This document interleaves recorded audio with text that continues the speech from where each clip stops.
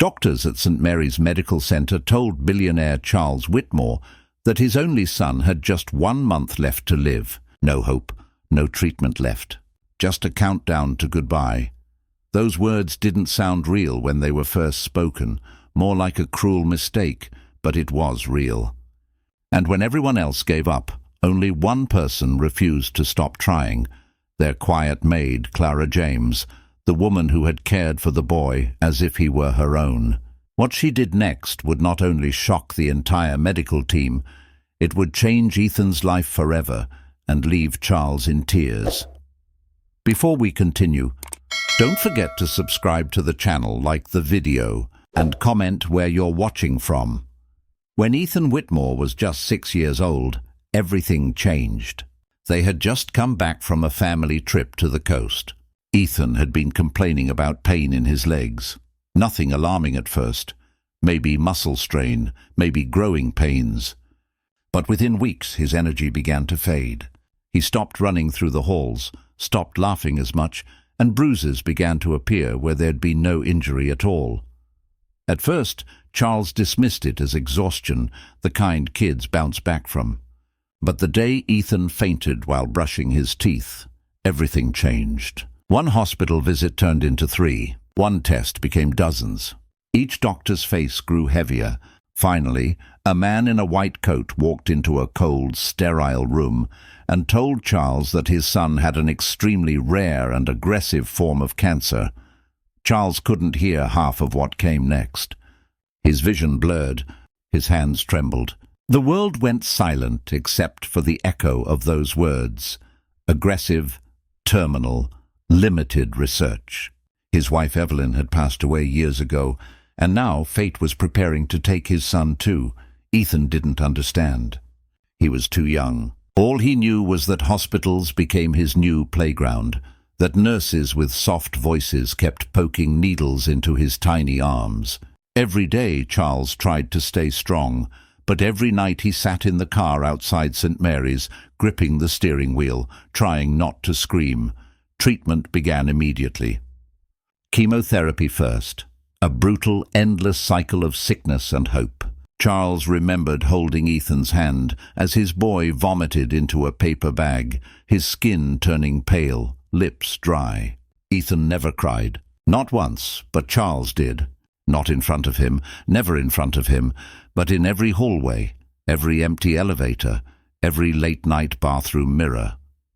When chemo failed, they tried immunotherapy.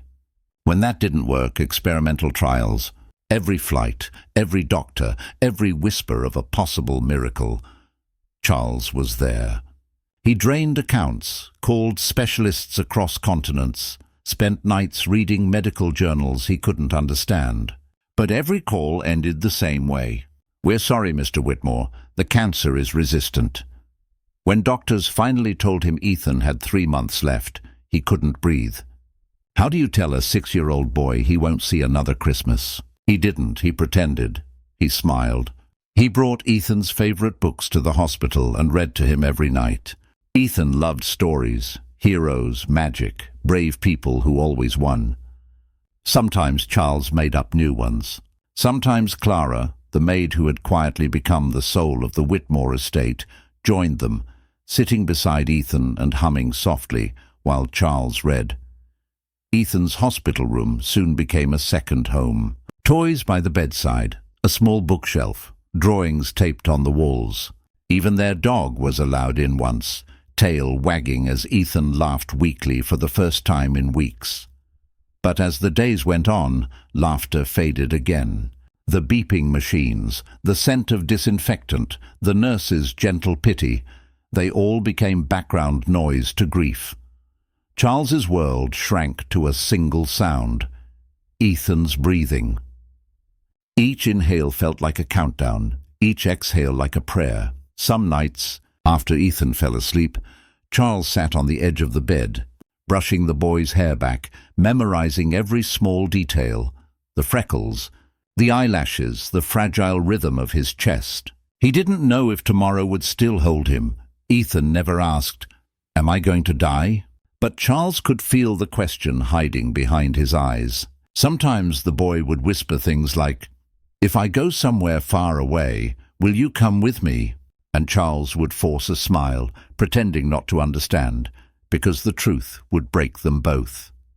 The Whitmore estate no longer felt like home. It had turned into a medical ward, oxygen tanks, medication trays, quiet nurses moving like ghosts through marble halls. The laughter that used to echo through the corridors was gone, and yet, through it all, Ethan smiled. Not every day, not for long, but enough to remind everyone around him that he was still fighting, still living. Charles would often look at him and wonder, how can someone so small carry so much pain with so much grace? He'd give anything to switch places. But all he could do was sit beside him, hold his hand and whisper, "I'm here, ye buddy." Always. Outside, rain fell over New Haven that night, the city lights reflecting off wet glass as Charles stood by the window, watching his son sleep and praying for a miracle he no longer believed in. Days blurred into weeks at St. Mary's Medical Center. The doctors rotated, the medications changed, but the rhythm remained the same: hope in the morning, heartbreak at night. Charles had memorized every sound in that room: the hum of oxygen, the slow beeps, the squeak of nurse shoes against polished floors. Chemo had stripped Ethan's hair and appetite. His favorite breakfast, chocolate pancakes, now made him nauseous. His small body trembled after every round. Some nights he couldn't sleep at all, whispering that his bones felt hot. Charles sat beside him, rubbing his back in circles, whispering stories until the painkillers took over. Ethan never complained. Not once. Even when his lips cracked and his voice went hoarse. When the nurses told him he was brave, he'd grin faintly and say, "I just don't want Dad to worry." That broke Charles more than anything else. He had become an expert at pretending. To Ethan, he was strong, steady, the kind of father who always had answers. But behind every closed door he was crumbling. His once flawless suits were wrinkled now. His voice, once commanding in boardrooms, cracked when he ordered coffee. He couldn't remember the last time he slept without waking to phantom alarms, Clara noticed. She always did. She never said much, never tried to comfort him with empty words. She just stayed, quietly cooking soups Ethan could swallow, adjusting his pillows, humming softly when Charles forgot to breathe. The mansion no longer echoed with laughter. It smelled like medicine and silence. Charles sometimes walked the halls at night, stopping by Ethan's empty bedroom, the one filled with toys waiting for an owner who might never come back. He'd pick up a small model airplane and hold it like it was made of glass. He missed Evelyn. Her absence was louder than ever. She used to handle chaos with grace, the kind of calm Charles never managed. Now he was drowning without her, trying to smile while watching their son fade away. The doctors switched from chemo to immunotherapy, then to clinical trials. Each time Charles signed another stack of consent forms, barely reading anymore. Each new treatment felt like rolling dice in a rigged game. He spent nights in his study, surrounded by printouts and research papers, desperate enough to call foreign hospitals in different time zones.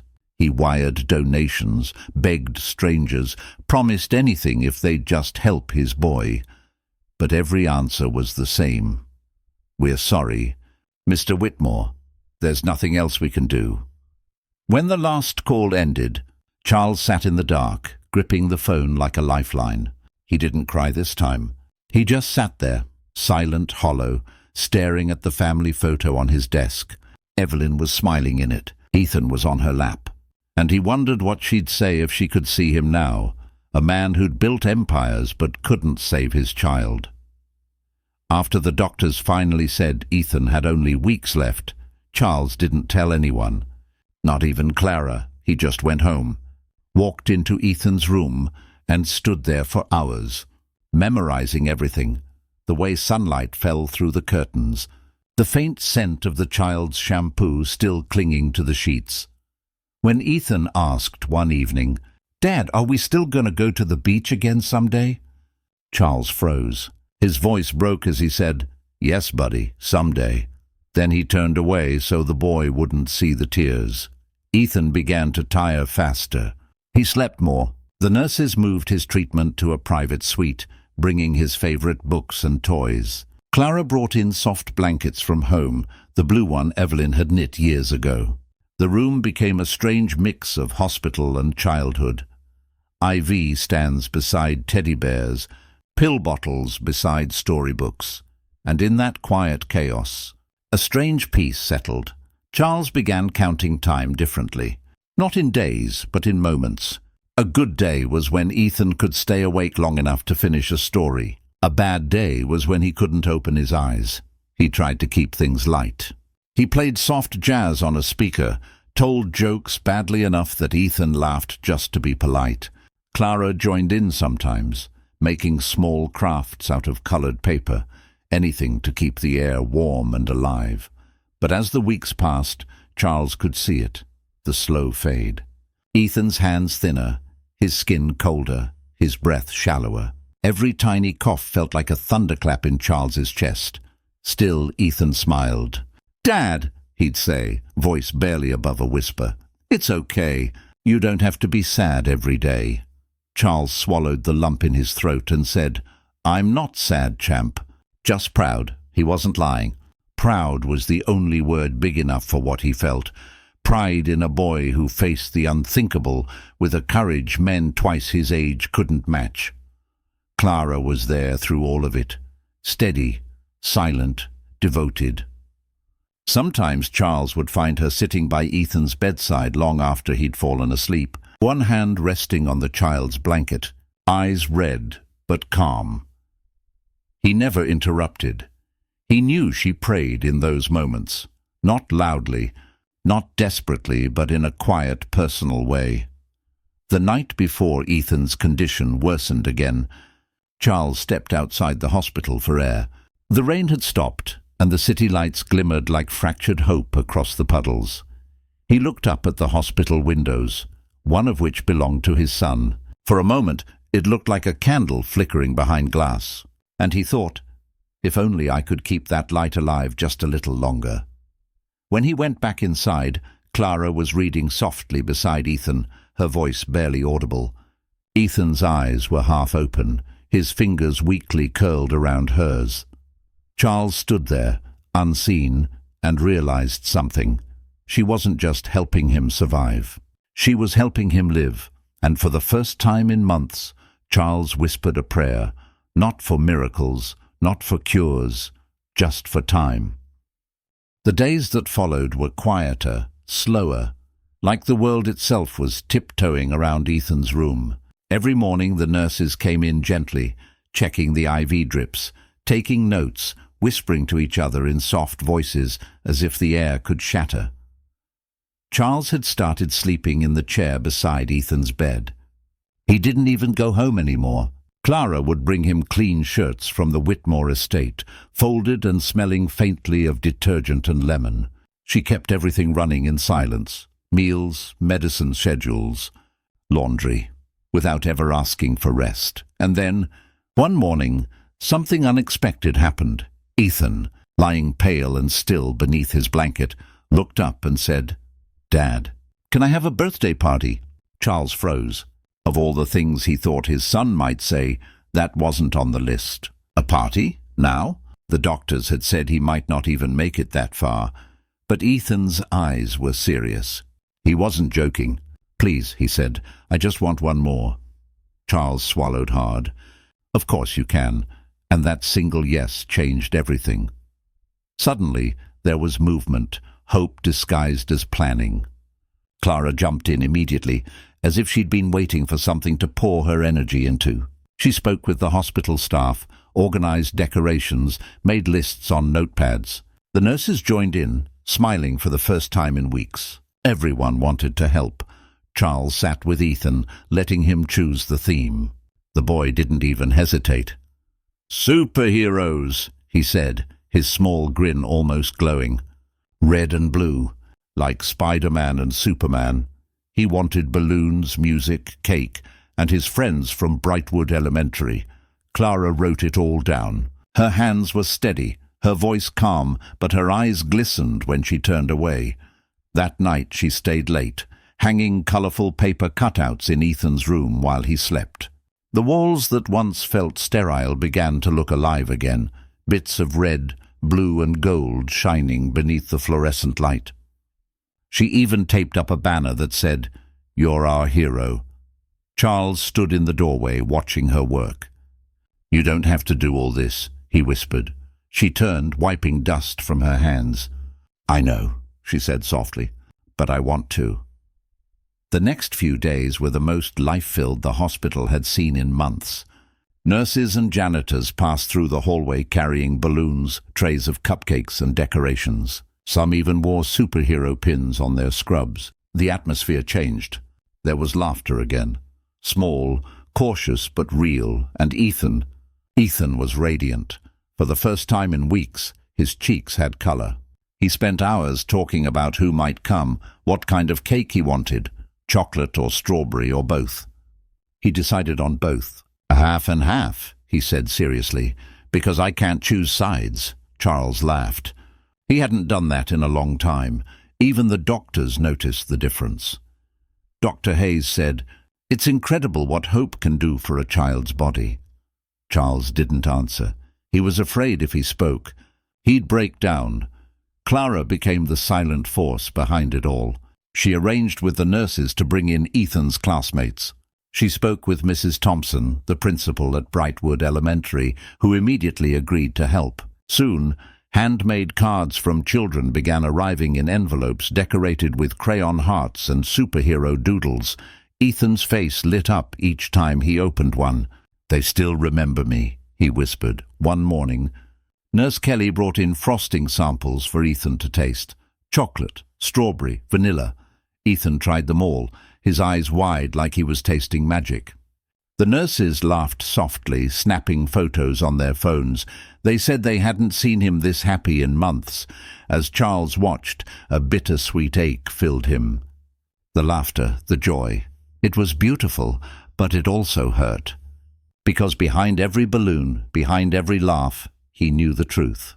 This might be the last party his son would ever have. He didn't tell anyone that. He just smiled, ordered more balloons, and pretended the future was something they could plan. Clara, meanwhile, was tireless. She painted paper masks, cut ribbons, even convinced a nurse to sneak in a small bubble machine. The room transformed into a celebration, a strange mix of joy and sorrow wrapped in red and blue. Ethan would wake up every morning asking, "Is it tomorrow yet?" And when Charles said no, he'd grin and say, "Then I'll sleep fast." The night before the party, the Whitmore estate was quiet. Charles had gone home for a few hours to gather supplies. He walked through the grand living room, its golden chandelier flickering over the empty couch. Every corner whispered memories, Evelyn reading bedtime stories, Ethan running through the hallways, Clara humming softly as she cleaned. He found the box of decorations in the storage room, bright streamers, leftover party hats from years ago. He held one small red hat in his hands and sat on the floor, shaking. He remembered Ethan's first birthday without Evelyn, how he'd sat on her favorite chair, trying not to cry while Clara made sure everything looked perfect. She'd carried the day back then, and now, years later, she was doing it again. He closed the box, stood up, and whispered, "You'd be proud of him, Evelyn." The next morning would bring the party, the one Ethan wanted so badly. But that night, as Charles stood by his sleeping son's bed at St. Mary's Medical Center, he made himself a silent promise. If Ethan smiled tomorrow, even just once, that would be enough, because a smile from him was worth 1,000 lifetimes. The morning of the party arrived, and for the first time in months, St. Mary's Medical Center didn't feel like a hospital. It felt alive. The room that had been filled with beeping machines and hushed whispers was now a burst of color. Red and blue balloons floated near the ceiling. A handmade Happy Birthday Ethan banner hung over the door, and a 2-layer cake sat proudly on the small table, half chocolate, half strawberry, exactly how he wanted it. The nurses wore party hats over their uniforms. Some of Ethan's friends from Brightwood Elementary arrived with small cards and gifts they'd made themselves, messy drawings, paper crowns, bracelets made of yarn. Their laughter filled the air like sunlight. Ethan sat up in his bed, a little weaker than before, but smiling like nothing could hurt him. He wore his favorite red t-shirt with a bright yellow lightning bolt across it. Just like the Flash, he told everyone, grinning. Charles stood in the corner, camera in hand, recording every second. Clara moved quietly between the kids, serving juice boxes, wiping Ethan's hands when frosting smeared across them. Her calm, caring energy kept the whole room balanced, joy without chaos. Even the doctors joined for a few minutes, clapping when the kids sang. It wasn't just a party anymore. It was a moment of rebellion, laughter in the face of death, color in the shadow of despair. For hours the room was light. Everyone forgot. Everyone let go. Until the question. When most of the guests had left and the noise had softened into quiet chatter, Ethan turned to Clara, who was fixing his pillow. His voice was small but clear. "Mommy number 2. Am I going to live?" The air froze. Clara's hands stopped mid-motion. For a heartbeat, even the machines seemed to hold their breath. Charles, who had stepped out into the hallway to take a call, walked back in just in time to hear it. The room was still. Only the sound of the clock ticking filled the silence. Clara looked at Ethan, really looked at him, his eyes wide, not afraid, just searching for truth. And for a long moment she didn't speak. Then she reached out, took his small hand in both of hers, and said softly, "I'm with you, Ethan. I'm right here." She didn't promise him a lie. She didn't fill the air with false hope. She gave him something better, presence. Ethan nodded, like he understood more than a child ever should.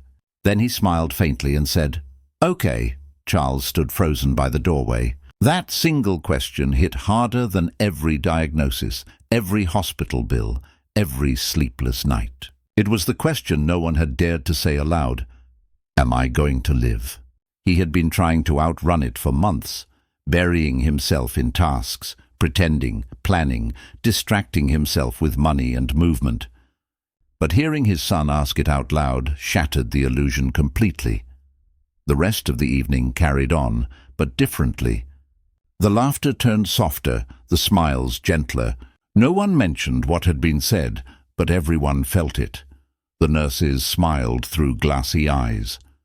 The kids hugged Ethan tighter before leaving. Even the bright red balloons seemed quieter now, swaying slowly as if they understood. Charles couldn't stop hearing the question in his mind. After the last guests left and the music faded, he stayed behind while Clara cleaned up the room. She moved slowly, collecting empty cups, throwing away napkins. She didn't speak. Ethan was asleep again, one arm still resting on the edge of the cake box. His breathing was shallow but peaceful. Charles whispered, "Thank you," to Clara. She turned. "For what?" "For today," he said. "For giving him this." Clara smiled weakly. "He gave us this." Her voice cracked just slightly on the last word. Later that night, when the hospital grew silent again, Charles lingered outside Ethan's room, watching through the small window. Clara was still inside. She was sitting by the bed, humming softly, while brushing crumbs off Ethan's blanket. Then she leaned down and kissed his forehead gently. He didn't move. He was too tired. But even asleep, his face relaxed, the kind of peace Charles hadn't seen in months. Clara stayed there long after he drifted off. Her hands were folded in her lap, her head bowed. It wasn't exhaustion. It was something else. A kind of decision being made in silence. Charles didn't know it yet, but that was the moment something inside her shifted. The party had brought joy, yes, but it had also forced reality to the surface. Ethan's question didn't leave her mind. She heard it over and over again, even after everyone had gone home. Am I going to live? When Charles finally returned to the Whitmore estate later that night, He walked into a house that still looked like it was waiting for someone. The lights were dim, the air still. He went to Ethan's empty room, the one filled with old toys and photographs, and sat on the edge of the bed. He looked at the family portrait hanging on the wall, Evelyn holding Ethan as a baby, Clara standing faintly in the reflection of the mirror behind them. Smiling, he whispered to himself, "What would you do, Eve?" But no answer came, only silence. At the same time, across the city, Clara sat alone at the kitchen table of the Whitmore home. The house was dark except for the faint glow from her phone. She was staring at a blank search bar, her hands trembling slightly. Then she typed it. Living liver donor eligibility. She read every line, every risk, every regulation, every success story, and that was where everything began to change. That night marked the beginning of Clara's quiet rebellion. While the rest of the Whitmore estate slept, she sat in the dim light of the kitchen, scrolling through medical articles, her reflection pale in the glass of the tablet screen. She wasn't just reading, she was searching. Every click, every page, every case study was a silent plea for hope. She didn't have medical training. She didn't even fully understand half the terms she was reading. Hepatectomy, graft ratio, compatibility index, but she learned fast. For years, she had been the house's invisible strength, organizing chaos with calm hands. Now she was trying to save a life. Hours turned into dawn. When Charles came downstairs that morning, he found Clara already dressed, her eyes red but steady. She handed him coffee like nothing was wrong. "You didn't sleep?" he asked. "I will later," she said simply, but she didn't.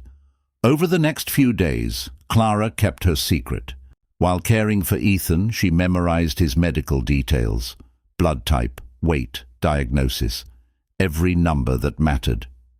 She even found a small private clinic near St. Mary's Medical Center that offered donor screening. She used her savings, the money she'd been setting aside for years, and booked a test under a fake name.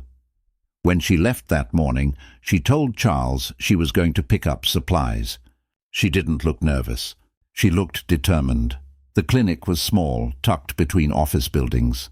The staff didn't ask many questions. She filled out forms, had her blood drawn, and waited. Every second in that waiting room stretched like hours. Her hands were shaking when the nurse finally returned with an envelope. Clara didn't open it there. She thanked the nurse, stepped outside, and sat on the curb in the cool morning air. When she finally unfolded the paper, her breath caught. Full compatibility. A perfect match. She covered her mouth with both hands, tears welling instantly. Not because she was scared, but because it meant she could finally do something. She walked home that day in silence, her mind racing. She didn't tell Charles. She didn't tell anyone. She wasn't ready to face the storm that conversation would bring. She knew how he would react, his fear, his refusal, his logic. But she also knew what she had to do. For years, she'd carried the memory of her little sister, a child who had died when they were too poor to afford medical care. That wound never healed. She used to tell herself she had accepted it, but deep down she hadn't. The guilt had followed her everywhere, shaping her patience, her empathy, her quiet strength. Now she saw Ethan, frail, kind, brave Ethan, and she couldn't bear the thought of another child slipping away when she could stop it. That night, after everyone was asleep, she took out a notebook and began to write. It wasn't a letter, not yet, just plans, steps, names, hospital contacts, legal forms, a map of what she'd need to make it happen. She wasn't naive. She knew it wouldn't be easy. She knew there were rules, laws about unrelated donors, ethics committees, permissions. But rules didn't matter anymore. She had lived by them all her life, quietly, obediently. Now, for the first time, she was ready to break them. In the following days, Charles noticed small changes. She'd stay up late, lights still on in the staff quarters. She'd forget her tea on the counter, distracted by thoughts she never shared. She looked more tired but also more focused. One evening, Charles caught her standing by Ethan's doorway, just watching him sleep. The soft light from the bedside lamp fell across her face, and he saw something in her eyes, not sorrow, not exhaustion, but resolve. He asked gently, "Are you okay, Clara?" She smiled faintly. "Yes, sir. Just thinking." "About what?" She looked down at Ethan and said quietly, "How strong love can be." Charles didn't know what to say. He nodded, patted her shoulder, and walked away, never realizing what that sentence really meant. Over the next week, Clara began preparing. She made photocopies of Ethan's medical reports, quietly tucked them into a folder. She called the clinic again, confirming details. She even searched for specialists abroad, hospitals that allowed compassionate transplants between non-relatives. Every night she prayed, not for herself, not even for success, but for time. Enough time to make it happen before Ethan's body gave up. Then one evening the call came. She was in the laundry room folding sheets when her phone rang. The same nurse from the clinic spoke softly on the line. "Miss James, I just wanted to confirm your results. The doctor said it's remarkable. You're a perfect match." "It's rare, really rare." Clara thanked her quietly and hung up. She didn't move for a long time. The world around her faded into silence. Then, slowly, she sat down on the floor, holding the phone to her chest, whispering, "Thank you." When Charles came home later that night, he found her humming in the kitchen, a small smile on her face. She looked lighter, not happy but clear. He thought it was exhaustion. It wasn't. It was purpose. That night, long after the house had gone dark, Clara took out the folder again. Inside were the test results, carefully folded, glowing faintly under the lamplight. She stared at them for a long time, tracing the words "donor compatibility confirmed." Then she whispered to herself, "This is my chance." Her eyes filled, not with fear, but with calm, because she had already made her choice. From that night forward, Clara carried her secret like a second heartbeat. She moved through the Whitmore estate with the same quiet precision as always, cooking breakfast, organizing medicines, keeping Ethan's room spotless.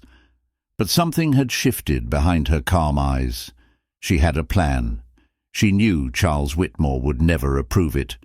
Not because he didn't care, but because he cared too much. He'd never risk another person's life, not after losing Evelyn. So Clara decided she wouldn't ask. She'd simply act.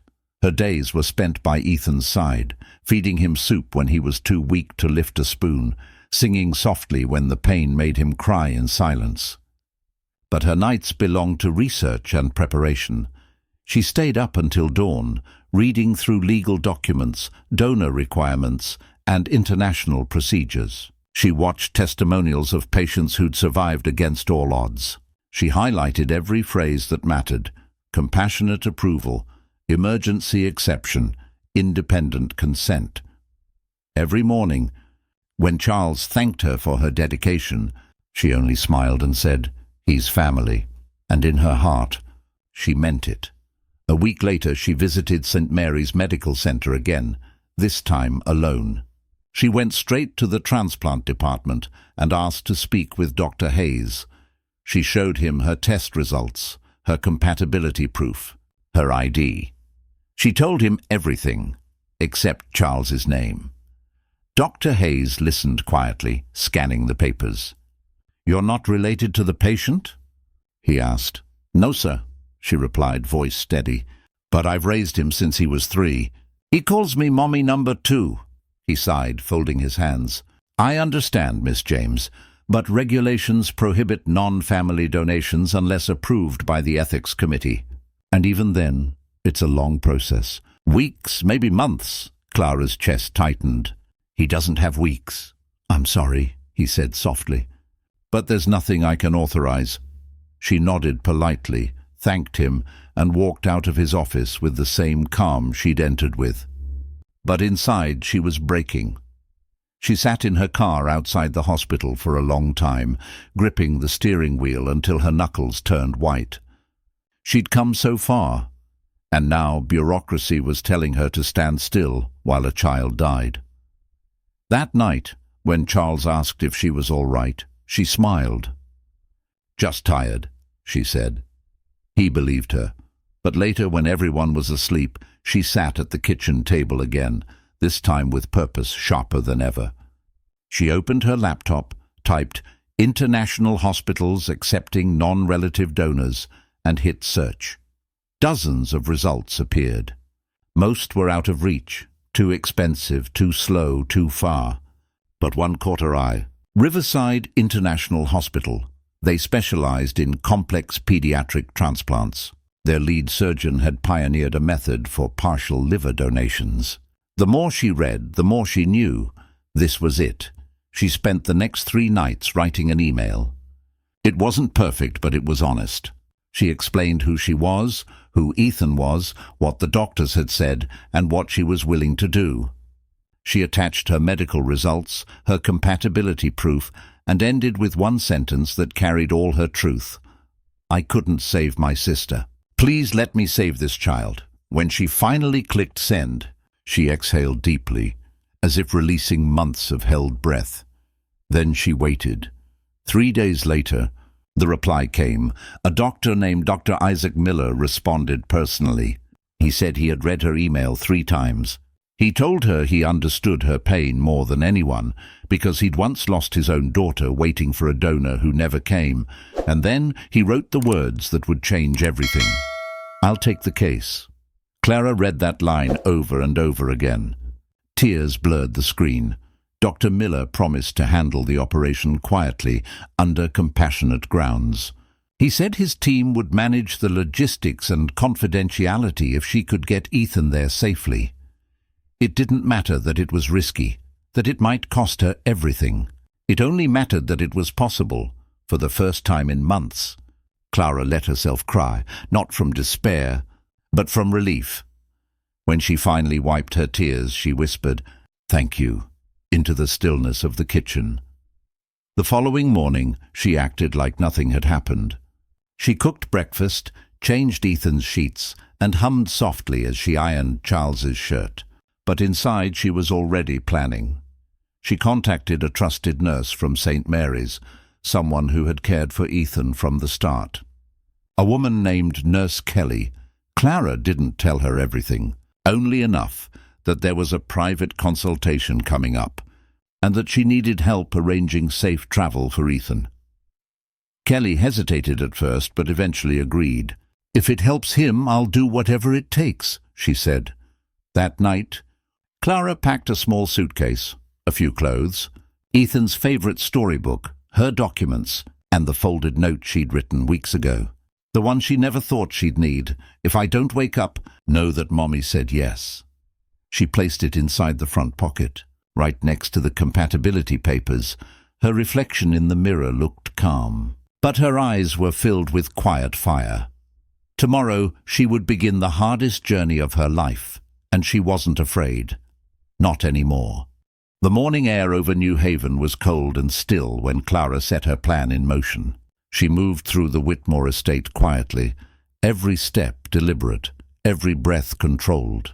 She'd rehearsed this day in her mind 100 times, but now that it was real, her pulse thudded in her ears like a warning she refused to hear. She told Charles Whitmore that she was taking Ethan for a private evaluation. Just a new specialist Dr. Hayes recommended. He didn't question her. He was too exhausted, too consumed by endless hospital routines. He simply nodded and said, "Call me when you're done."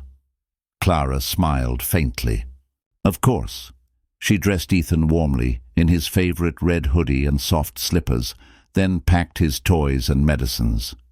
He was excited, not because of where they were going, but because she had promised they'd see something special.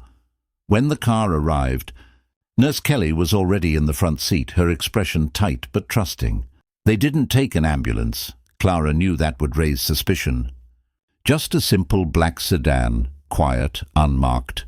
Ethan waved goodbye to the mansion through the window as they drove off. Charles watched from the balcony, lifting a tired hand. He had no idea that this goodbye was different. The drive to Riverside International Hospital took hours. Clara spent most of it holding Ethan's hand, keeping him calm with stories about superheroes. "You know," she said softly, "sometimes heroes don't wear capes. They just love enough to fight." Ethan smiled, his eyelids heavy. "Then you're a hero, Mommy number 2. Clara turned her face toward the window, hiding her tears. When they arrived, the hospital staff was already waiting. Dr. Isaac Miller stood in the doorway, tall, calm and purposeful, a man who carried the same kind of grief she did. He welcomed them without hesitation. "No paperwork delays," he said. "We've cleared the floor. Everything will be private." The first round of evaluations began immediately. Both Clara and Ethan underwent new scans, blood work and physical exams. The process took all day, but Clara never complained. She answered every question, signed every form, and smiled at Ethan between every test. By nightfall, Dr. Miller confirmed it. The transplant could proceed the next morning. Ethan was weak but stable. Clara was a flawless donor match. When everyone left the room, Clara finally let herself exhale. She sat beside Ethan's bed in the dim light, holding his small hand as he slept. The fear crept in then, not fear of pain or death, but fear of not finishing what she'd started.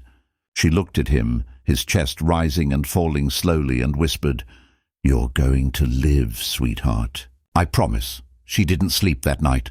Around midnight, she pulled a notepad from the drawer and began to write. Her hand trembled, but her words didn't. "If I don't wake up, know that Mommy said yes. I said yes because I couldn't say no to love. You gave my life meaning, Ethan. And if my time ends here, it ends beautifully, because it was for you." She folded the note neatly and slipped it into his small hand, tucking it beneath his blanket so he'd find it later.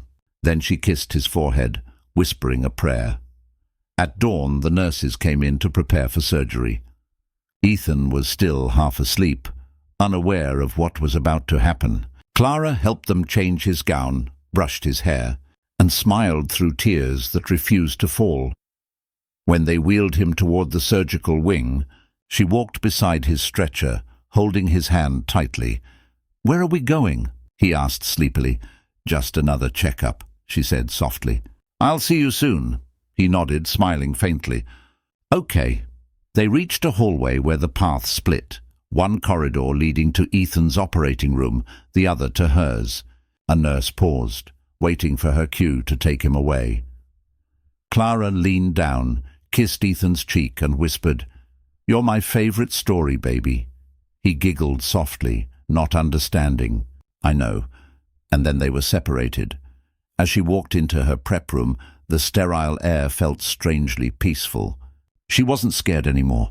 She'd already faced death once, when she lost her sister. This time, it didn't feel like surrender. It felt like redemption. The doctors moved efficiently. IV lines, monitors, quiet murmurs, everything in rhythm. Dr. Miller came in, checked her vitals and said softly, "We'll take good care of both of you." She nodded. "I know you will."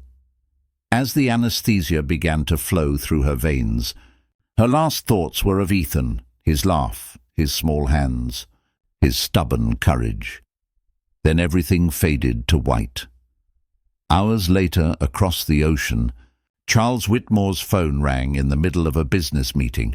He answered casually until he heard the words, "Mr. Whitmore, this is Riverside International Hospital. Your son is in surgery for a liver transplant. The donor is your housekeeper, Miss Clara James." The blood drained from his face. "What? No, that's impossible." She never..." His voice broke. "Is he alive? Are they..." "The operation is underway," the nurse said. "They're both stable so far." Charles didn't wait for more. He hung up mid-sentence, bolted from the conference room, and was on the first flight back to New Haven within the hour. He didn't think. He didn't pack. He didn't call anyone. He just moved. Pure panic and prayer in motion. The flight was endless. Every second was a war between hope and horror. What if he landed too late? What if one of them didn't make it? He pressed his forehead to the plane window, whispering, "Please, God, please, don't take them both." Meanwhile, at Riverside International Hospital, the surgeries continued in silence. Dr. Miller led both teams personally, Clara in one operating room, Ethan in another. Every movement was careful, every heartbeat monitored. Clara's body responded beautifully. The liver segment was healthy, strong. The transplant began. Outside the surgery wing, Nurse Kelly sat holding Clara's phone, waiting for updates, for any word that she could give Charles when he landed. The world outside had no idea what was happening. Inside that hospital, 2 lives were being rewritten, 1 heartbeat at a time. When Charles Whitmore landed hours later, he didn't wait for his luggage or even the driver sent to meet him. He grabbed a taxi and went straight to Riverside International Hospital. The city blurred past in streaks of grey and blue, his pulse louder than the traffic. His phone buzzed with unanswered calls from his assistant, but he ignored them. Every second that passed felt stolen.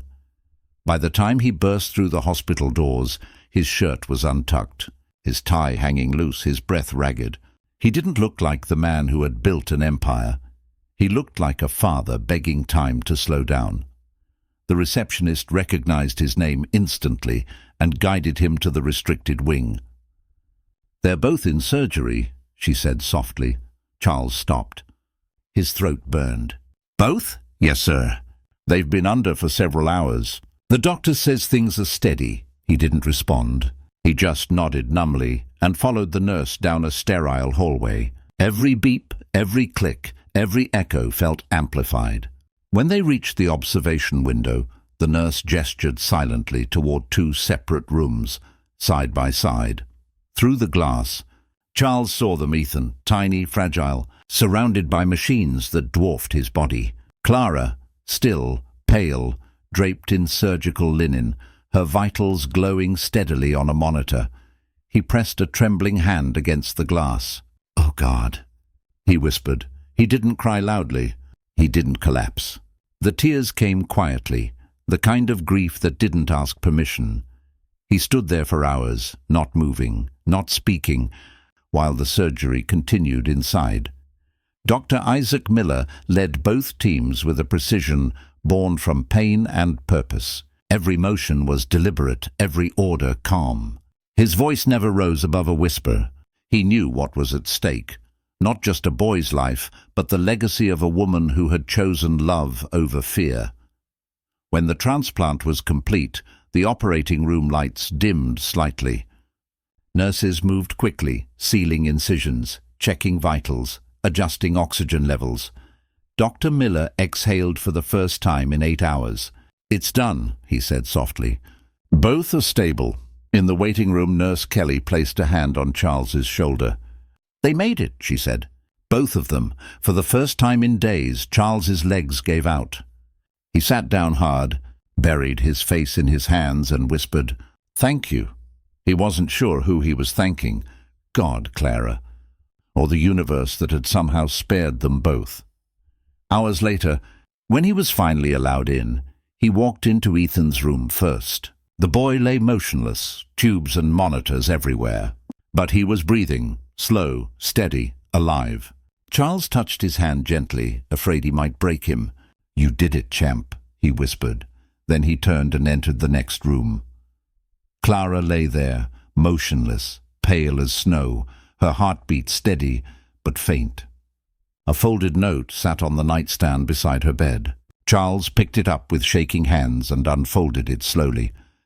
"If I don't wake up, know that Mommy said yes." The words blurred instantly through his tears. He pressed the note to his lips, whispering, "You foolish, beautiful woman." He sat beside her for hours. The monitors hummed softly, each beep like a lifeline.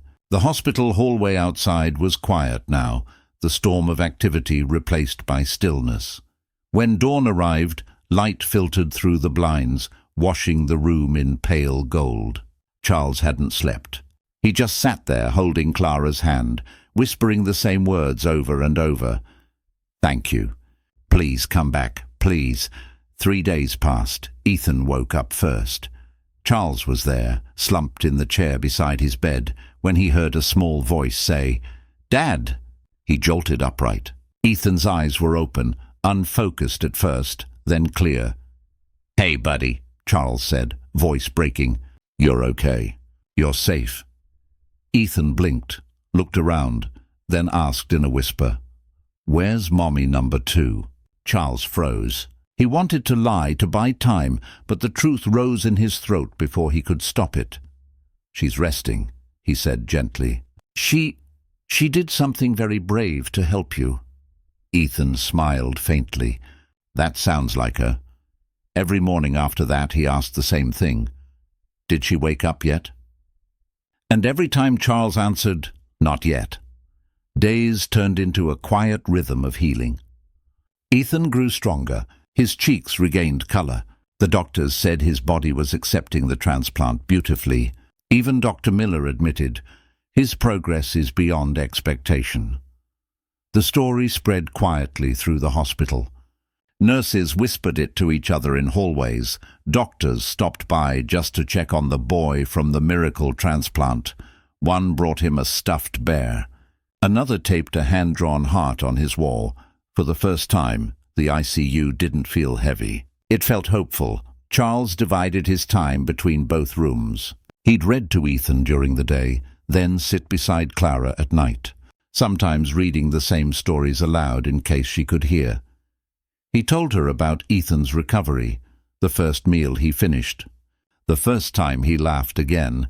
He told her that Dr. Hayes had visited from St. Mary's, speechless at the outcome.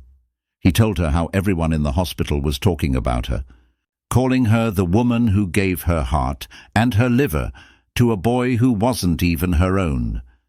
But what he didn't tell her was how much he missed her voice.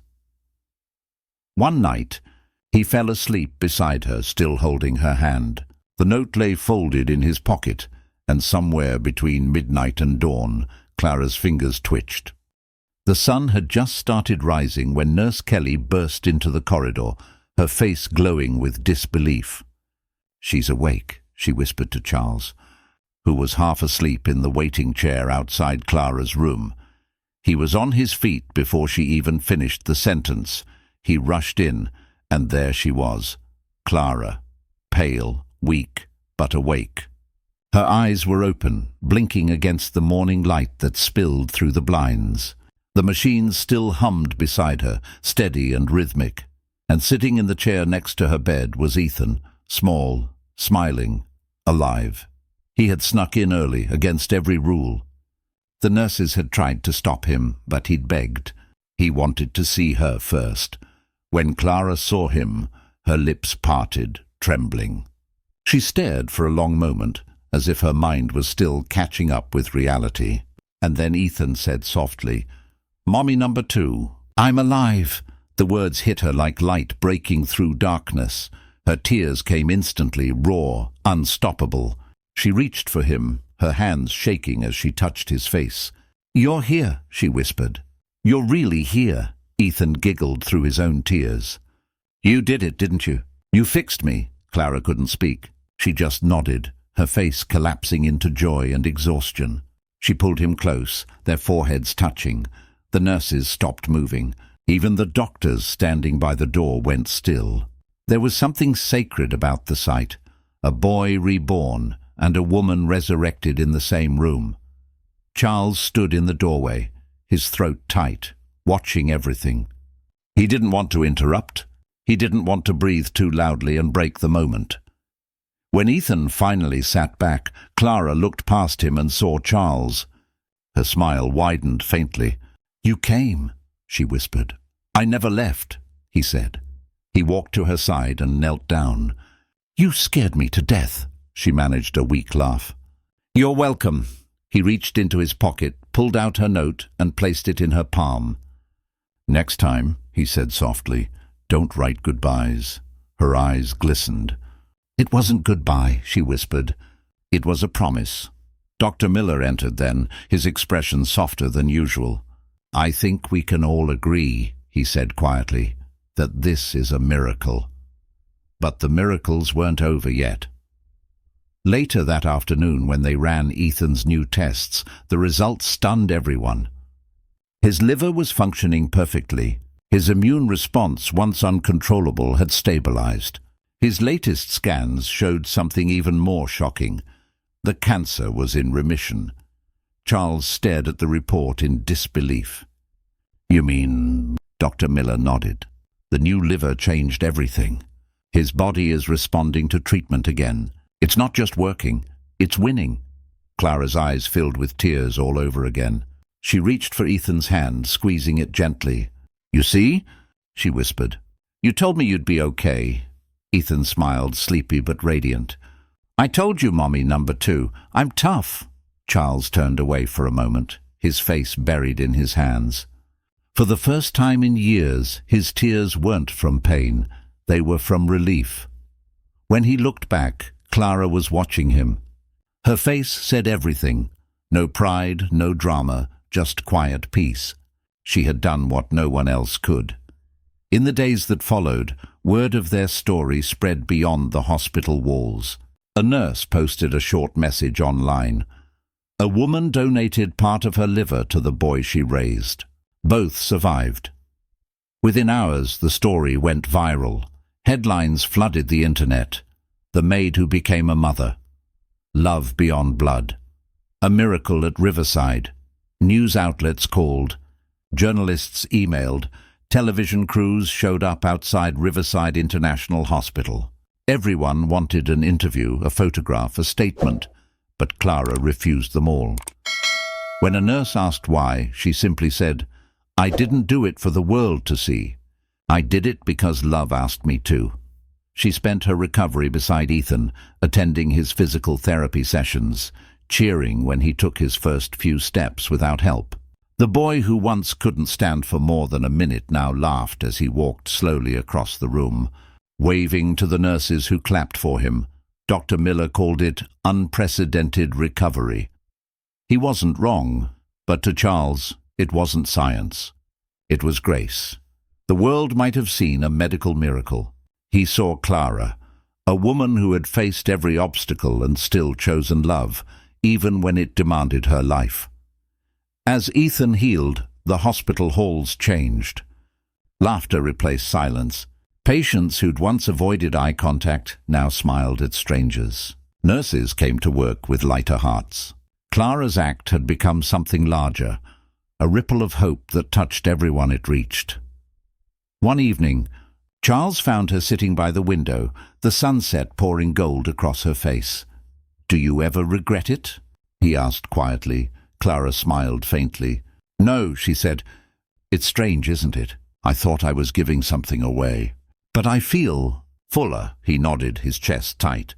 "You saved him, Clara. You saved us both." She turned toward him, her expression soft. "No, Charles, he saved me." The silence that followed was peaceful, not heavy. For once, the world felt right. As night fell over Riverside International Hospital, Charles walked past Ethan's room and paused. The boy was asleep, clutching a small teddy bear. The same light that once flickered like a dying candle now glowed steady, strong. He turned back toward Clara's room. She was asleep too, her breathing calm, her face peaceful, and in that stillness, Charles realized something. Love had done what medicine couldn't. It had rewritten destiny. 1 year later, the Whitmore estate looked nothing like the quiet, grief-soaked house it once was. The walls that had echoed with fear now rang with laughter. The scent of cake and flowers filled the air, and out in the garden, under strings of golden lights and floating balloons, Ethan Whitmore turned 7 years old. It wasn't just a birthday. It was proof. Proof that miracles weren't only made in hospitals. Sometimes they were made by love. Children ran across the grass, their shoes thudding against the soft earth. Nurses from Riverside International Hospital mingled with teachers from Brightwood Elementary. Even Dr. Miller had flown in from overseas to attend, standing quietly near the punch table with a soft, knowing smile. Ethan was the center of it all, full of energy, his hair thick again, his cheeks flushed with life. He wore a blue cape over his shoulders, waving his arms dramatically as he shouted, "I'm invincible!" Charles watched from the patio, unable to stop smiling. The boy who had once been hooked to machines was now running faster than any of his friends. Every laugh, every shout felt like a victory, and just behind the crowd, as always, was Clara James. She moved quietly, checking the food table, adjusting decorations, fixing a crooked balloon string. She wasn't seeking attention. She never did, but everyone's eyes still found her. The woman who had changed everything without ever asking for recognition.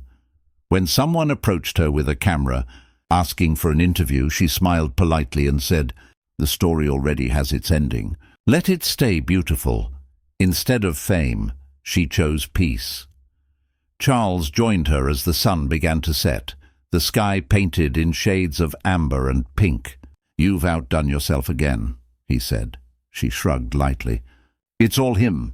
I just followed orders from a very demanding 7-year-old. He laughed. "He gets that from you."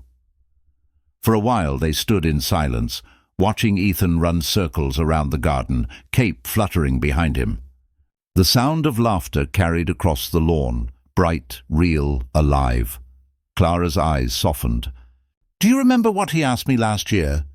The question that started everything?" Charles nodded. "Am I going to live?" She smiled faintly. "Yes, and now look at him." As if on cue, Ethan sprinted toward them, cheeks flushed, breathing hard. "Mommy number 2, he shouted, holding up a drawing he'd made earlier. A stick-figure family with 3 smiling faces and a sun that took up half the page.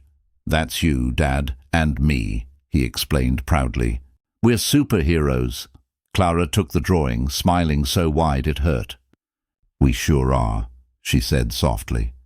Then Ethan looked up at her with that same curious look he'd had a year ago and asked, "So, will I actually live now?" The question, innocent and full of wonder, hung in the air for a second. Clara knelt beside him, placed her hand on his cheek, and said gently, "Yes, sweetheart. You're going to live, and not just live, you're going to shine." Ethan grinned, hugged her tightly, and ran off again toward the other children. Charles watched him go, then turned to Clara. "He believes every word you say." "He should," she replied softly. "They're true." As the party wound down, the garden grew quiet. The sky deepened into twilight, and the golden lights above flickered against the dark. Empty plates lay scattered on tables, half-eaten slices of cake abandoned by tired children. Charles carried Ethan inside, the boy fast asleep against his shoulder. He tucked him into bed, brushing a stray lock of hair from his forehead. For a moment he just stood there, watching him breathe, feeling the rhythm of life that almost wasn't. Then he walked into the living room. Above the fireplace, framed neatly under glass, hung a small handwritten note, the same one that had once been found on a hospital nightstand. "If I don't wake up, know that Mommy said yes." Charles looked at it every day, not as a reminder of fear, but as a symbol of courage. Clara entered quietly, carrying a tray of leftover cupcakes. "You really framed it," she said softly, half amused. He smiled. "It's not just a note, Clara, it's the reason he's alive. The reason we are." She looked at it for a long moment, her eyes reflecting the flicker of the firelight. "It's strange," she murmured. "That was supposed to be the end. But it turned out to be the beginning." Charles nodded slowly. "The best ones always are." Silence filled the room again, but it wasn't the heavy silence that once haunted this house. It was warm, peaceful, full. Clara turned to go, but Charles stopped her. "You know," he said quietly, "I never told you this, but when Evelyn died, I thought I'd never feel hope again. Then you came, and you gave me more than hope." Clara looked down, her voice barely above a whisper. "I didn't save him alone, Charles. You were there every second." He smiled faintly. "Maybe, but you were the reason I kept believing." Their eyes met, not with romance, but with something deeper. Respect, gratitude. shared survival. Outside, the wind rustled through the garden, carrying the distant sound of Ethan's laughter in his sleep. Charles glanced at the note once more, then at Clara. "You gave him life, Clara. You gave us all life." She shook her head gently. "He gave me mine." The clock on the wall ticked softly. The house glowed with the warmth of second chances, and as the night settled over New Haven, the Whitmore estate, once a place of grief, became a home again. Love had done the impossible. It hadn't just healed a child, it had healed everyone. Finally, we've come to the end of this story. A story of love, sacrifice, and the courage to believe when everything seems lost. If you felt something while watching, take a moment to share it below. Tell us which moment touched you the most, or broke you the hardest. Your thoughts mean more than you know. If you'd like to experience more stories like this one, don't forget to subscribe and turn on the notifications so you never miss what's next. Thank you for staying with us till the end. Until next time.